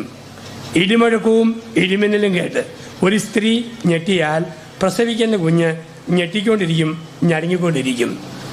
ഒമാനിലെ മസ്കറ്റ് അടുത്ത് ഗാലയിൽ 2009 ഒരു ചൊല്ലിക്കൊടുക്കാനുണ്ടായി. ഗോനു എല്ലാം വെള്ളം കൊണ്ട് നിറഞ്ഞു. എൻ്റെ സ്നേഹിതൻ്റെ ഭാര്യയെന്ന് 4 മാസം ഗർഭിണിയാണ്. അവൻ വീട്ടിലില്ല. ഗ്രൗണ്ട് ഫ്ലോർ മുഴുവൻ വെള്ളത്തിൽ മുങ്ങിയപ്പോൾ ഇവൾ ഓടിച്ചെന്ന് കിട്ടാവുന്നെല്ലാം ബക്കറ്റിൽ കോരിയെടുത്തു 1ാം നിലയിൽ വെച്ചു. ബെഡ്ഷീറ്റ് ചുരുട്ടിക്കൂട്ടി 1ാം നിലയിൽ വെച്ചു. പുതപ്പിൽ മടക്കി കെട്ടി 1ാം നിലയിൽ വെച്ചു. പ്രസവിച്ച മോൻ മിടുക്കനാണ്. അവനിന്ന് 10 വയസ്സോളം പ്രായമാകുന്നു. പക്ഷെ ഒരു കുഴപ്പമുള്ളൂ, പെരയ്ക്കകത്ത് തന്നെ കണ്ടാലും ബക്കറ്റിൽ കോരിക്കൊണ്ട് പോവുക, പുതപ്പിൽ ചുരുട്ടി കെട്ടുക, ബെഡ്ഷീറ്റ് മടക്കി കെട്ടുക, അവിടെ കൊണ്ട് വെക്കുക. അമ്മയുടെ വയറ്റിൽ കിടക്കുമ്പം അമ്മയുടെ വിചാരങ്ങൾ കുഞ്ഞിനെ ബാധിക്കുന്നു. കഴിഞ്ഞ പൂജവെപ്പിന് ഞാൻ ബറോഡയിൽ ധ്യാനിപ്പിക്കുകയായിരുന്നു. ഒരു സ്ത്രീയെ കണ്ടു. 3 പെമ്മക്കളാ. 3 പെമ്മക്കളെയും കണ്ണിൻ്റെ കാഴ്ചശക്തി മങ്ങുക. ഗർഭിണിയായപ്പോൾ അമ്മ അമിതമായ മൂക്കിപ്പൊടി വലിച്ചതാ. ഇന്ന് കുഞ്ഞുങ്ങളുടെ കാഴ്ചശക്തി മങ്ങിക്കൊണ്ടിരിക്കുന്നു. ജീവിതത്തിൽ ഓർക്കുക, മാതാപിതാക്കളുടെ ഹൃദയവികാര വിചാരങ്ങൾ കുഞ്ഞുങ്ങളുടെ സ്വഭാവത്തെ ബാധിക്കുന്നു. നമുക്ക് പറയാൻ പറ്റുമോ നമ്മുടെയൊക്കെ മക്കൾ നാളെ ആരായിത്തീരുമെന്ന്? ആർക്കെങ്കിലും പറയാൻ പറ്റുമോ? മക്കൾ ആരായിത്തീരും. കുഞ്ഞുനാൾ മുതലേ അവരാരായിത്തീരും എന്നതിന് സൂചന കുട്ടിക്കാലത്തെ കാണിക്കും. ഉദാഹരണം, 7 വയസ്സുള്ള മോൻ മേശ മറിക്കുന്നു, കസേര തിരിക്കുന്നു, എല്ലാം കുത്തി ചളുക്കുന്നു, എല്ലാം വെട്ടിപ്പറിക്കുന്നു. തീങ്കുത്താന്നും പറഞ്ഞ് ആ മോനെ പിടിച്ച് തല്ലരുത്. അവനായിരിക്കും വളർന്നു വരുമ്പോൾ തിരുവല്ല, കല്ലിശ്ശേരി, ചെങ്ങന്നൂര്, ചിങ്ങവനം ഈ പ്രദേശത്തുള്ള സമർത്ഥനായ ഒരു JCB ഡ്രൈവറാകാനുള്ള സാധ്യത അവൻ കുഞ്ഞുനാളിലെ കാണിച്ചു തുടങ്ങുന്നു. ചില കുഞ്ഞുങ്ങൾ പ്ലാസ്റ്റിക് നൂലിൻ്റെ അറ്റം ചെവി വെക്കും, മറ്റേ അറ്റം കൂട്ടുകാരൻ നെഞ്ചത്ത് വെക്കും. ശ്വാസം നീട്ടി വിടറ, കുറുക്കി വിടറ, വലിച്ചു വിടറ, മുറുക്കി വിടറ. ഡോക്ടറാകാൻ സാധ്യത. ചില പഠിക്കാവട സാറാകാൻ സാധ്യത, ടീച്ചറാകാൻ സാധ്യത. ചില കള്ളനും പോലീസും കളിക്കുന്നു. ചിലർക്ക് കള്ളനാകാൻ സാധ്യത, ചിലർക്ക് പോലീസാകാൻ സാധ്യത. കള്ളനെയും കള്ളിയെയും വളർത്തുന്നത് അപ്പനും അമ്മയുമാണ്. കൊച്ചു കുഞ്ഞ് തൊട്ടിയിൽ മാലാഖയെ പോലെ കൈവിരിച്ച് കിടക്കുമ്പോൾ അമ്മയും അപ്പനും തൊട്ടിയിൽ നോക്കിയിട്ട് കള്ളൻ്റെ കിടപ്പ് കണ്ടോ, കള്ളിയുടെ ചിരി കണ്ടോ, സ്കൂളിൽ നിന്ന് വരുമ്പം കള്ളൻ്റെ ഓട്ടം കണ്ടോ, കള്ളിയുടെ ചാട്ടം കണ്ടോ.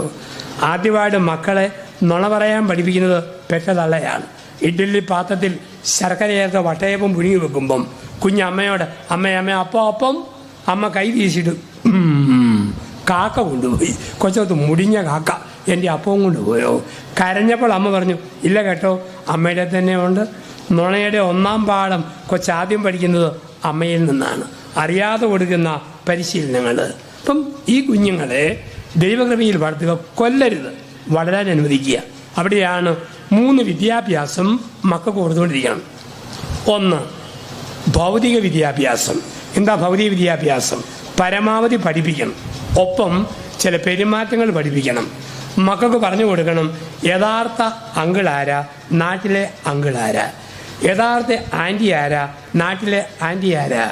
വീട്ടിൽ നിന്ന് കുഞ്ഞുങ്ങൾക്ക് അമ്മയുടെ ആങ്ങളെയും അങ്കിളാണ്, മീനും കൊണ്ടുമല്ല മീൻകാരനും മീൻകാരൻ അങ്കിളാണ്. അതുകൂട്ട് ഈ പൊട്ടത്തരം മക്കളെ കൊണ്ട് പഠിപ്പിക്കരുത്. അപ്പൻ്റെ പെങ്ങളും ആൻറ്റിയാ, പറഞ്ഞ് പുല്ലുപെട്ടം എന്ന പണിക്കാരി ആൻറ്റിയാ. ഈ വ്യത്യാസങ്ങൾ പഠിക്കണം. അതൊക്കെ പരിശീലനത്തിൻ്റെ ഭാഗമാണ്. ഒപ്പം മൊബൈൽ ഫോൺ ഉപയോഗിക്കുന്ന രീതി പഠിപ്പിക്കണം. ഒരിക്കലും നിങ്ങളുടെ മക്കൾക്ക് മൊബൈൽ ഫോൺ കളിക്കാൻ കൊടുക്കരുത്. ഞാൻ അമേരിക്കയിലെ കാലിഫോർണിയയിലെ സിലിക്കൺ വാലിയിൽ ജനിച്ചപ്പോൾ ഐപാഡ്, ഐഫോണിൻ്റെയൊക്കെ കണ്ടുപിടുത്തക്കാരനായ വലിയ മനുഷ്യൻ്റെ വീട്ടിൽ ഒരു ഉച്ചഭക്ഷണത്തിൽ ഞങ്ങൾ അച്ഛന്മാരെ ക്ഷണിച്ചു. അദ്ദേഹം പറഞ്ഞു ഐഫോൺ ആ സാധനം എൻ്റെ മക്കൾക്ക് ഉപയോഗിക്കാൻ അനുവാദമില്ല. ക്യാൻസറിൻ്റെ തരംഗങ്ങൾ ഉണ്ടാക്കുമെന്നറിയാം, അത് വിൽക്കാൻ വേണ്ടിയാ, കുഞ്ഞുങ്ങൾക്ക് ഉപയോഗിക്കാൻ ഞാൻ കൊടുക്കത്തില്ല. ഈ ഫോൺ കണ്ടുപിടിച്ച മനുഷ്യൻ്റെ വാക്കാണ്. ഇന്ന് പറയുന്നു നമ്മുടെ ഒരു കുഞ്ഞ് 11 വയസ്സ് വരെ മൊബൈൽ ഫോൺ ഇടയ്ക്കിടയ്ക്ക് ചെവി വെച്ചുകൊണ്ടിരുന്നാൽ നമുക്ക് തന്നെ ചൂടുണ്ട്. കുഞ്ഞുങ്ങൾ വെച്ചാൽ 11-ാം വയസ്സിൽ നിങ്ങളുടെ മക്കളുടെ തലച്ചോറിന് ക്യാൻസർ. അനേക മക്കൾ മരിക്കും ഇന്നല്ലെങ്കിൽ നാളെ ബ്രെയിൻ ക്യാൻസറായിട്ട്. വീണ്ടും പറയുന്നു ഈ ചുമ്മാ പിള്ളേരെ പൊട്ടന്മാരാക്കുന്ന കാർട്ടൂൺ കാണിക്കുന്ന കൊച്ചു TV ഉള്ള പരിപാടിയുണ്ട്. ഈ TV കാണിച്ചുകൊണ്ട് കുഞ്ഞുങ്ങൾ ഭക്ഷണം കഴിക്കരുത്. കരയാതിരിക്കാൻ വേണ്ടി കുഞ്ഞുങ്ങൾക്ക് മക്കളെ കണ്ടോ കാർട്ടൂൺ കണ്ടോ കൊച്ചു നോക്കുമ്പം ഏറുപടക്കം പോലെ അമ്മ ഉരുള വായിലേക്ക് എറിഞ്ഞ് കയറ്റും. അങ്ങനെ കൊടുക്കരുത്. അങ്ങനെ ഭക്ഷണം കഴിച്ചാൽ നിങ്ങളുടെ മക്കൾക്ക് 9-ാം വയസ്സിൽ കുടലിൽ ക്യാൻസറും വയറ്റിൽ മാരകമായ രോഗവും. കാരണം ദഹനരസം എന്നുള്ള രസം ഉൽപ്പാദിപ്പിക്കാതെ കുഞ്ഞ് വിഴുങ്ങുകയാണ്. മുതിർന്നവർ ഓർക്കണം, TV കണ്ടുകൊണ്ട് ഭക്ഷണം കഴിക്കരുത്. അങ്ങനെ കഴിച്ചാൽ നമ്മുടെ നാട്ടിൽ ഉദര രോഗങ്ങൾ വർദ്ധിക്കും. ഇപ്പോൾ ഒരു ഭൗതിക വിദ്യാഭ്യാസം മക്കൾക്ക് കൊടുക്കണം. 2 ആത്മീയ വിദ്യാഭ്യാസം. നമ്മുടെ സമൂഹത്തിലെ ഒരു കുഞ്ഞ് 4 വയസ്സാകുമ്പോൾ സഭയുടെ പരമ്പരാഗത പ്രാർത്ഥന പഠിച്ചിരിക്കണം. സഭയുടെ പരമ്പരാഗത പ്രാർത്ഥനകൾ, ഭക്തിഗാനങ്ങൾ, സങ്കീർത്തനങ്ങൾ 4 വയസ്സിനുള്ളിൽ കുഞ്ഞുങ്ങളെ അത് പഠിപ്പിച്ചിരിക്കണം. ABCDയും 1, 2, 3 പഠിപ്പിക്കാൻ ശമ്പളം മേടിക്കുന്ന LKG UKG ടീച്ചർമാരുണ്ട്. ഒരപ്പനമ്മ, വല്യപ്പൻ, വല്യമ്മ കുഞ്ഞുങ്ങൾക്ക് പറഞ്ഞു കൊടുക്കണം ഭൗതിക ആത്മീയ വിദ്യാഭ്യാസം. 3 സെക്സ് എഡ്യൂക്കേഷൻ, ലൈംഗിക വിദ്യാഭ്യാസം. ഇന്ന് ആണും കൂടെയും പെണ്ണും കൂടെയും ഒരുമിച്ച് ജീവിക്കുന്നത് തെറ്റല്ല എന്ന് പഠിപ്പിക്കുന്ന സമൂഹത്തിൽ ഒരാണിൻ്റെ ദേഹത്തെ ദൈവം എങ്ങനെ അപ്പനാക്കാൻ ഒരുക്കുന്നു, ഒരു പെണ്ണിൻ്റെ ദേഹത്തെ ദൈവം എങ്ങനെ അമ്മയാക്കാൻ ഒരുക്കുന്നു പറഞ്ഞു കൊടുക്കണം. ഇല്ലെങ്കിൽ സഭയുടെ ബുക്ക് സ്റ്റാളിൽ നിന്നും സഹായകമായ പുസ്തകങ്ങൾ മേടിച്ചു കൊടുക്കണം. 3 വിദ്യാഭ്യാസങ്ങൾ. സർവോപരി നിങ്ങളുടെ ജീവിത മാതൃക. നിങ്ങളെങ്ങനെ നിങ്ങളുടെ അപ്പനോടും അമ്മയോടും പെരുമാറുന്നോ നിങ്ങളുടെ മക്കൾ നിങ്ങളോട് പെരുമാറും. നമ്മൾ എന്ത് ചെയ്യുന്നോ മക്കൾ കണ്ടുപിടിക്കും. 40കാരൻ അപ്പനും ഒപ്പം പ്രായമുള്ള അമ്മയും കൂടി രാത്രി 11:30 കഴിഞ്ഞപ്പം TV കാണുക. ആ സമയത്താണ് ഉണക്കമീൻ്റെ മോന്തയുള്ള ഷെയ്പ്പില്ലാത്ത കുറേ പേക്കോലങ്ങൾ പാഷൻ പരേഡെന്നും പറഞ്ഞ് ആടിയാടി നടക്കുന്നു. അപ്പനും അമ്മയും നോക്കുമ്പോൾ 6 വയസ്സുള്ള ആൺകുട്ടിയും ഒളിച്ചു നോക്കി. അമ്മ ചോദിച്ചു, എന്നതാടാ ഈ നോക്കുന്നത്? നിങ്ങളെന്നാ കാണുന്നതെന്ന് ഞാനും ഒന്ന് കാണുക. ഉടനെ പറഞ്ഞു, ഞങ്ങളൊന്നും കാണുകയല്ല, ലോകത്ത് തുണി ഉടുക്കാൻ കഴിവില്ലാത്ത പാവങ്ങളെ ഓർത്ത് ഡാഡിയും മമ്മിയും മധ്യസ്ഥ പ്രാർത്ഥന ചൊല്ലിക്കൊണ്ടിരിക്കുകയാണ്. മോൻ പോയി കിടക്കാൻ പറഞ്ഞു. അവൻ പോയി കിടന്നു. രാത്രി 12 അത്രയും കൂടെ തുണിയില്ലാത്ത പുതിയ അവതാരങ്ങൾ ആടി വരുന്നു. അവൻ ഒളിച്ചു നോക്കി, അവൻ തുറിച്ചു നോക്കി. ഞാടാ പിന്നെ നോക്കുന്നത്, അല്ല അതിനേക്കാൾ ദാരിദ്ര്യമുള്ള വല്ലവരും ഉണ്ടോയെന്നറിയാൻ വേണ്ടി ഞാനും ഒന്ന് നോക്കുക. നമ്മളെങ്ങനെ പെരുമാറുന്നു അത് മക്കൾ കണ്ടുപിടിക്കുന്നു. കുടുംബത്തിൻ്റെ വേദികളിൽ. ഇവിടെയാണ് കൊല്ലരുത്, മക്കളെ വളരാൻ അനുവദിക്കുക. 6 പറയും, 6 വ്യഭിചാരം ചെയ്യരുത്. വ്യഭിചാരം എന്താ? വ്യഭിചാരം വിവാഹത്തിന് മുമ്പ് കല്യാണം കഴിക്കാത്ത പുരുഷന് പല പെണ്ണുങ്ങളോടും താല്പര്യം തോന്നും, അവൻ നോക്കും. വിവാഹം കഴിക്കാത്ത സ്ത്രീ പല ആണുങ്ങളോടും താല്പര്യം തോന്നും, അവളും നോക്കും. ആ ദൈവം വെച്ചിരിക്കുന്ന പ്രകൃതിയുടെ കഴിവാണ്. ഒരാൾ വലിയ പുണ്യമായിട്ട് പറയില്ല, അച്ഛാ എനിക്ക് 29 വയസ്സുണ്ട്, യുവാവും കല്യാണം കഴിച്ചിട്ടില്ല. പെണ്ണുങ്ങളോട് എനിക്ക് ഒരു വികാരവും ഇതുവരെ തോന്നിയിട്ടുമില്ല. ഒരു മറുപടിയേ ഉള്ളൂ, പൊന്നു മോനെ, നിന്റെ മർമ്മപ്രധാനമായ ഏതോ ഞരമ്പ് വിട്ടുപോയി എന്നുള്ളതാണ്. ആണാണോ പെണ്ണിനോട് ഇഷ്ടം തോന്നണം, പെണ്ണാണോ ആണിനോട് തോന്നണം. അല്ലെ വെറും ഷണ്ടൻ, ആണും പെണ്ണും കെട്ടവനാ. പക്ഷേ ഒരിക്കൽ വിവാഹം കഴിഞ്ഞാൽ പിന്നെ സ്വന്തം ഭാര്യ മാത്രം, വിവാഹം കഴിഞ്ഞാൽ പിന്നെ സ്വന്തം ഭർത്താവ് മാത്രം. ചിന്തയിൽ പോലും മറ്റൊരു മുഖം ഒരിക്കലും ഉണ്ടാകരുത്. ഒരു ചെറുപ്പക്കാരൻ ഈയിടെ അച്ഛനെ കാണാൻ വന്നു.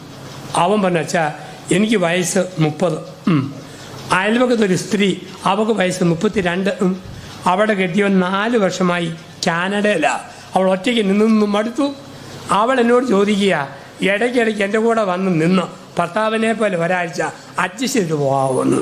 അച്ഛാ ഞാനങ്ങനെ പോയാൽ അത് പാപമാണോ അതോ പരോപകാരമാണോ? ന്യായമായ സംശയം. ഇവിടെയാണ് പറയുക, ചിന്തയിലോ വാക്കിലോ പ്രവൃത്തിയിലോ സ്വന്തം ഭാര്യയുടെ മുഖമല്ലാതെ മറ്റൊരു മുഖമില്ല, സ്വന്തം ഭർത്താവിൻ്റെ മുഖമല്ലാതെ മറ്റൊരു മുഖമില്ല. ഇതിന് വിളിക്കുക, അല്ലെങ്കിൽ വ്യഭിചാരം. അനുഗ്രഹം വേണോ? ജീവിത വിശുദ്ധി കുടുംബത്തിൽ നമ്മൾ കാത്തു സൂക്ഷിക്കണം. നമുക്കറിയാം, ഇന്ന് എല്ലാവരും കുടുംബത്തിന് ഊന്നൽ കൊടുക്കുന്ന ലോകത്തിലാണ് നമ്മൾ ജീവിക്കുക. സിനിമാക്കാർക്ക് പോലും അറിയാം കുടുംബജീവിതം വിലപ്പെട്ടതാണ്. 2 വർഷം മുമ്പ് ബാംഗ്ലൂരിൽ ഓണത്തിന് മലയാളികളുടെ ഓണാഘോഷത്തിൽ പ്രസംഗിക്കാൻ എന്നെ വിളിച്ചു. ഉദ്ഘാടകൻ നടൻ ശ്രീനിവാസൻ. ഞാനും ശ്രീനിവാസനും കൂടെ കൊച്ചിയിലേക്ക് പോരുമ്പോൾ ശ്രീനിവാസൻ പറഞ്ഞു, അച്ഛാ ചിന്താവിഷ്ടയായ ശ്യാമളയ്ക്ക് ശേഷം ഞാൻ പിടിക്കുന്ന പടമൊന്നും വിജയിക്കുന്നില്ല. ഇനി ഒരു പടം പിടിക്കുകയാണെങ്കിൽ ഞാൻ ചെയ്യാൻ പോകുന്നത്, അപ്പനെയും അമ്മയെയും കുടുംബത്തെയും വിട്ടിട്ട് ഒരു പെണ്ണാണ് ഭർത്താവിന് വീട്ടിലേക്ക് യാത്രയാവുക. അവക്കെല്ലാം നഷ്ടപ്പെട്ടു പോവുക, അവനല്ല പോവുക. അപ്പോൾ അവക്ക് നഷ്ടപ്പെട്ട അപ്പൻ്റെയും അമ്മയുടെയും ആങ്ങളമാരുടെയും സഹോദരിമാരുടെയും സ്നേഹം ഭർത്താവ് ഒറ്റയ്ക്ക് ഒരു ഭാര്യയ്ക്ക് കൊടുക്കണം, എങ്കിലേ കുടുംബം വിജയിക്കൂ. അങ്ങനെയുള്ള തീമിലാണ് ഒരു പടം പിടിക്കാൻ ആഗ്രഹിക്കുക. 3 വർഷം മുമ്പ് മലയാളത്തിൽ സൂപ്പർ ഹിറ്റായിട്ട് മാറിയ വെള്ളിമൂങ്ങ. വെള്ളിമൂങ്ങ വിജയിച്ചതിന് ശേഷം നിർമ്മാതാവും സംവിധായകനും തിരക്കഥാകൃത്ത് സിന്ധുരാജും കൂടി കോട്ടയത്തെ SH മൗണ്ടിൽ എന്നെ കാണാൻ വന്നു. എന്നോട് ചോദിച്ചു, അച്ഛൻ്റെ വളരെ പോപ്പുലറായിട്ടുള്ള യൂട്യൂബ് പ്രസംഗങ്ങൾ ഞങ്ങൾ പേ ചെയ്തെടുത്തോളാം, അത് വെച്ചൊരു സിനിമ പിടിക്കാൻ ആഗ്രഹിക്കുന്നു. ഞാൻ പറഞ്ഞു, ഞാൻ സഹായിക്കാം, നിങ്ങൾക്ക് വേറെ വല്ല കഥയുണ്ട് പറ. ഇപ്പം പറഞ്ഞു, ചങ്ങനാശ്ശേരിക്കാരൻ ഒരു ജെയിംസിൻ്റെ ഒരു ചെറുകഥയുണ്ട്. ഒരു സിനിമയുടെ ഇടവേള വരെ കൊണ്ടുപോകാൻ ആ ചെറുകഥ ധാരാളം മതി. അത് കഴിഞ്ഞ് പൊലിപ്പിക്കാൻ പറ്റുന്നില്ല. ഞാൻ പറഞ്ഞു, കഥ പറ. ഒരുത്തൻ കല്യാണം കഴിച്ചു, 2 മക്കളുമായി. കുറേ നാൾ കഴിഞ്ഞപ്പം അവന് വേറെ പെണ്ണുങ്ങളെ നോക്കാൻ ഒരാഗ്രഹം. ഇതാണുങ്ങളുടെ മനഃശാസ്ത്രമാണ്, ചീത്തയായിട്ടൊന്നുമില്ല. കല്യാണം കഴിഞ്ഞ് ഒരു 7-8 വർഷം കഴിയുമ്പം മറ്റുള്ള പെണ്ണുങ്ങളെ ചുമ്മാ ഒന്ന് നോക്കും. ഈ നോട്ടത്തിന് മനഃശാസ്ത്രം വിളിക്കുന്നത് ആണുങ്ങളുടെ 8ാം വർഷത്തിലെ ചൊറിച്ചിൽ എന്നാണ് ഇനി വിളിക്കുന്ന വാക്ക്. ഇവനിങ്ങനെ നോക്കി. കുറച്ച് കഴിഞ്ഞപ്പം അവന് മനക്കടി, മക്കൾ കഴിച്ചു പോയാലോ. തിരിച്ചവൻ ഭാര്യയിലേക്ക് വരുമ്പോൾ ഭാര്യയുടെ സ്നേഹവും വിശ്വാസവും വീണ്ടെടുക്കാൻ ഇവൻ എന്തെല്ലാം ചെയ്യണം. അച്ഛൻ ഒരു ധ്യാനത്തിനാണെങ്കിൽ എന്തു പറഞ്ഞു കൊടുക്കും? ഞാൻ പറഞ്ഞു, അവൾ എന്നാ പറഞ്ഞാലും വടി വിഴിഞ്ഞതുപോലെ മിണ്ടാതെ നിന്നോണം. തുണി അലക്കി കൊടുക്കണം, അലക്കി തുണി വിരിച്ചു കൊടുക്കണം, വെള്ളം കോരി കൊടുക്കണം, കരി ഒലത്തി കൊടുക്കണം, തറ തുടച്ചു കൊടുക്കണം, പ്ലേറ്റ് മെഴുക്കി കൊടുക്കണം. അങ്ങനെ അവളുടെ വിശ്വാസം വീണ്ടെടുക്കണം. ഞാൻ എൻ്റെ ഭാവനയിൽ പറഞ്ഞതോ 1.5 മണിക്കൂർ സിന്ധുരാജ് അവിടെ ഇരുന്ന് കുറിച്ചു. ഭാവനാസമ്പന്നായ സിന്ധുരാജ് അവൻ്റെ മസാല കൂട്ടിച്ചേർത്തു. അത് മലയാളത്തിൽ 101 ദിവസം ഓടിയ സൂപ്പർ ഹിറ്റ് പടമായിട്ട് മാറി. അതിൻ്റെ 101-ാം ദിവസം എനിക്കും മോഹൻലാലിനും മീനായിക്കും കലൂർ സ്റ്റേഡിയത്തിൽ വെച്ച് ഒരു സമ്മാനം തന്നു. ആ പടമായിരുന്നു മുന്തിരിവള്ളികൾ തളിർക്കുമ്പോൾ എന്നുള്ള സിനിമ. ഒരു കുടുംബത്തിൻ്റെ ചിത്രം, കുടുംബത്തിൻ്റെ ഭാവന, അതെങ്ങനെ കരിപ്പിടിപ്പിക്കാമെന്ന് ജാതിമതത്തിനപ്പുറത്ത് ഒരു മീഡിയയിലൂടെ കമ്മ്യൂണിക്കേറ്റ് ചെയ്യായിരുന്നു ആ പടം. എല്ലാവർക്കും അറിയാം, കുടുംബം പ്രധാനം, കുടുംബജീവിതം പ്രധാനം. ഇവിടെ നരകം പണിതോ മരണാനന്തരം ഒരു സ്വർഗമില്ല, നരകം. ഒരു ഭർത്താവ് കള്ളു കുടിക്കും, പാത്രം ഉടയ്ക്കും, മക്കൾക്കിട്ടടിക്കും, ഭാര്യയ്ക്കിട്ട് ഇടിക്കും, വണ്ടി അപകടത്തിൽ മരിച്ചു, സ്വർഗത്തിൽ കയറ്റാൻ പറ്റുകയില്ല. ലൂസിഫർ നരകത്തിൻ്റെ അവിടെ ഒരു പ്രത്യേക സ്ഥലം കൊടുത്തു. അവിടെ നരകത്തിൽ തന്നെ ഫോണിലങ്ങ് ഇരുത്തി. 15 ദിവസം കഴിഞ്ഞപ്പം ഭൂമിയിലെ ഭാര്യയുടെ സ്വരം കേൾക്കാൻ ഇയാൾക്ക് വലിയ ആഗ്രഹം.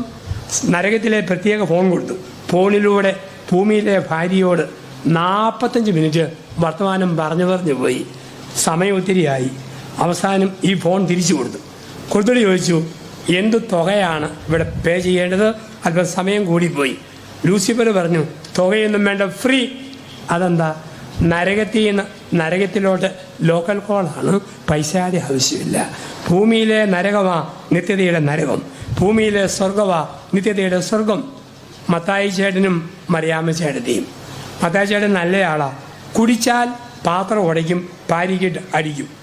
70-ാം വയസ്സിൽ മരിച്ചു. സ്വർഗത്തിൽ കയറ്റാൻ പുണ്യവുമില്ല, നരകത്തിൽ കയറ്റാൻ പാപവുമില്ല. ഒരു പ്രത്യേക സ്ഥലത്തിരിക്കാൻ പത്രോസ് കൽപ്പിച്ചു. 20 വർഷമായിട്ട് അവിടെ അങ്ങനെ ഇരിക്കുക. മറിയാമ്മ ചേട്ടൻ 20 വർഷം കഴിഞ്ഞ് മരിച്ചിരുന്നു. പത്രോസ് പറഞ്ഞു, മറിയാമ്മേ, കെട്ടിയവൻ ഇനിയും സ്വർഗത്തിൽ കയറിയിട്ടില്ല. നീ ഭൂമിയിൽ ഒരുപാട് സഹിച്ചതുകൊണ്ട് ഇന്ന് തന്നെ നിന്റെ സ്വർഗപ്രവേശം. പക്ഷെ ഒരു പരീക്ഷ പാസ്സായാൽ അകത്തേക്ക് കയറ്റുകയുള്ളൂ. എന്താ പരീക്ഷ? സ്പെല്ലിങ് ചോദിക്കും. തെറ്റാതെ പറയണം, സംശയിക്കാതെ പറയണം, ആവർത്തിക്കാതെ പറയണം. ചോദിച്ചോളാൻ പറഞ്ഞു. ലവ്, മറിയാമ്മ LOVE, സ്വർഗത്തിൽ കയറാൻ പറഞ്ഞു. ഇനി 1 മണിക്കൂർ ഇവിടെ നിന്നോണം. ആര് വന്നാലും സ്പെല്ലിങ് ചോദിച്ചിട്ട് കയറ്റാവും. Grace, praise, faith, glory, hallelujah, Jesus, കുറേ വാക്കും പറഞ്ഞു കൊടുത്തു. ഗ്രേസിക്കുട്ടി വന്നു, സ്പെല്ലിങ് ചോദിച്ചു, കയറ്റി വിട്ടു. ലില്ലിക്കുട്ടി വന്നു, കയറ്റി വിട്ടു. അപ്പോഴാണ് കെട്ടിയവൻ്റെ ഊഴം. അന്നാണ് ഭർത്താവിൻ്റെ വരവ്. കൂനി വരുന്നു. ഭാര്യ ഓർത്ത്, ഭൂമിയിൽ എനിക്കൊരു പണി തന്നവന് ഒരു പണി കൊടുത്തിട്ട് തന്നെ കാര്യം. ഭർത്താവ് ചോദിച്ചു, ഓ ഹണി, നീയാണോ ഗേറ്റ് കീപ്പർ? അതെ സ്വീറ്റ് ഹാർട്ട്, ഞാൻ തന്നെയാണ്. ഫ്രീ ആയിട്ട് കയറ്റി വിടുമോ? ഇല്ല, പരീക്ഷ പാസ്സാകണം. സ്പെല്ലിങ് ചോദിക്കും. തെറ്റിയാൽ കയറ്റുകയല്ല, സംശയിച്ചാൽ കയറ്റുകയല്ല, അറിയത്തില്ല കയറ്റുകയല്ല, ആവർത്തിച്ചാൽ കയറ്റുകയല്ല. നീ ചോദിക്കടി, ഒരു ചാൻസേ ഉള്ളൂ, ചോദിക്കടി. പിന്നെ പിണക്കൊന്നും തോന്നിയാക്കില്ല, ചോദിക്കടി എന്ന് പറഞ്ഞു. ശരി, ചെക്കോസ്ലോവാക്കിയയുടെ സ്പെല്ലിങ് പറയാമോ? അതോടെ അവൻ എന്നേക്കുമായി ഔട്ടായെന്നാണ് പറയുക. ഭൂമിയിലെ സ്വർഗമാണ് നിത്യതയുടെ സ്വർഗം, ഭൂമിയിലെ നരകമാ നിത്യതയുടെ നരകം. അപ്പം അവിടെ ദൈവം തന്ന ഒരു കുടുംബം അതിൻ്റെ മനോഹാരിതയിൽ സൂക്ഷിച്ച് മുമ്പോട്ട് കൊണ്ടുപോകാനുള്ള വിളി അവിടെയാണ് പറയുക. വ്യഭിചാരം ചെയ്യരുത്. വീണ്ടും 7ാമത് ഒരു പ്രമാണത്തിലേക്ക് കടന്നു വരുന്നു. അവിടെയാണ് നമ്മൾ കാണുക, നമ്മൾ ജീവിതത്തിൽ ഒരിക്കലും കള്ളസാക്ഷ്യങ്ങൾ പറയല്ല. ഒരു വാട്സപ്പ് കിട്ടി, മോശമായ ഒന്ന്, അത് ഒരിക്കലും ഷെയർ ചെയ്യരുത്. ഇന്നത്തെ മോഡേൺ ലോകത്ത് ഒരാളെ അപകീർത്തിപ്പെടുത്തുന്ന ഒരു മെസ്സേജ് വന്നോ, ഞാൻ ഡിലീറ്റ് ചെയ്യണം. എൻ്റെ ഫോണിൽ അത് കിടക്കാൻ യോഗ്യതയില്ല. നെഗറ്റീവ് കമൻറ്റ് പറഞ്ഞ് പേര് ദോഷം വരുത്തരുത്. ഊമക്കത്തുകൾ എഴുതരുത്. കള്ള ID വെച്ച് ഇമെയിൽ അയക്കരുത്. ഒരാളെ നശിപ്പിക്കുന്ന, പേര് നശിപ്പിക്കുന്ന വാക്ക് പറയല്, പ്രവൃത്തികൾ ചെയ്യരുത്. മത്തായി 12:36 മുതൽ 38 വരെ വാക്യങ്ങൾ. അനാവശ്യമായി നീ പറയുന്ന ഓരോ വാക്കിനും വിധിയുടെ ദിവസത്തിൽ കണക്ക് കൊടുക്കേണ്ടി വരും. അവിടെയാണ് കള്ളസാക്ഷ്യം പറയല്. അറിയാമെങ്കിൽ പോലും മൗനം പാലിച്ചിരിക്കുക. 8, മോഷ്ടിക്കരുത്. കുടുംബത്തിൽ അനുഗ്രഹം വേണോ? മോഷ്ടിക്കരുത്. എന്താ മോഷണം? എന്തെങ്കിലും കട്ടെടുക്കാൻ പോയി എന്നുള്ളതല്ല ഇതിൻ്റെ അർത്ഥം. ഒരു മനുഷ്യന് പ്രായമായ അമ്മയുണ്ട്, ഭാര്യയുണ്ട്, മക്കളുണ്ട്. ഒരു പണിയും കിട്ടുന്നില്ല. കുടുംബം മൊത്തം വിശക്കുക. അവൻ നിങ്ങളുടെ പറമ്പിൽ നിന്ന് 2 മൂട് കപ്പ പറിച്ചാൽ 10 തേങ്ങ എടുത്താൽ ദൈവം മുമ്പാകെ ഒരു തെറ്റുമില്ല. അവൻ അർഹിക്കുന്നതാണത്. ഭാര്യയും മക്കളും അമ്മയും വിശക്കുമ്പോൾ ഒന്നും കൊടുക്കാനുമില്ല, പണിയും കിട്ടാത്തവൻ ചായക്കടയിൽ നിന്ന് കുറെ പലഹാരം എടുത്താൽ 2 പഴക്കൊല വെട്ടിക്കൊണ്ട് പോയാൽ ദൈവം മുമ്പാകെ ഒരു പാപവുമില്ല. അത് നീതീകരിക്കപ്പെട്ട പ്രവൃത്തിയാ. എപ്പോഴാ മോഷണമാവുക? ശമ്പളം മേടിക്കുന്ന നേഴ്സ് ആശുപത്രിയിൽ നിന്ന് വരുമ്പോൾ 2 ഗുളിക പോക്കറ്റിൽ തള്ളി കയറ്റിയാൽ അതാണ് മോഷണം. കോൺട്രാക്ടർ സിമെന്റ് ഒതുക്കിയാൽ അതാണ് മോഷണം. എഞ്ചിനീയർ ടാറമുക്കിയാൽ അതാണ് മോഷണം. ഈയിടെ ഒരു സപ്ലൈ ഓഫീസർ കാണാമെന്നുള്ള വെച്ചാൽ ലോകത്ത് മുഴുവൻ അനീതി. അതെന്താ? ഒരുത്തൻ ഒരു ഫയലിൽ ഒപ്പിടാൻ വേണ്ടി 500 രൂപ കൈക്കൂലി തന്നത് കള്ളനോട്ടായിരുന്നു. എന്തോ ഒരു അനീതി. കൈക്കൂലിക്ക് കുഴപ്പമില്ല, കള്ളനോട്ടിനാണ് പ്രശ്നം. 600 രൂപ പണിക്കൂലി കൊടുക്കേണ്ടടുത്ത് ഒരു പാവപ്പെട്ട മനുഷ്യൻ ഒരു പണിയും കിട്ടാതെ വന്നപ്പോൾ 300 രൂപയ്ക്ക് പണിയാമെന്ന് സമ്മതിച്ചാൽ ആ മുതലാളി അവൻ്റെ 300 രൂപ കട്ടെടുത്ത കള്ളനാണ്. അത് ആശുപത്രിയിൽ മരുന്നിന് പോവും.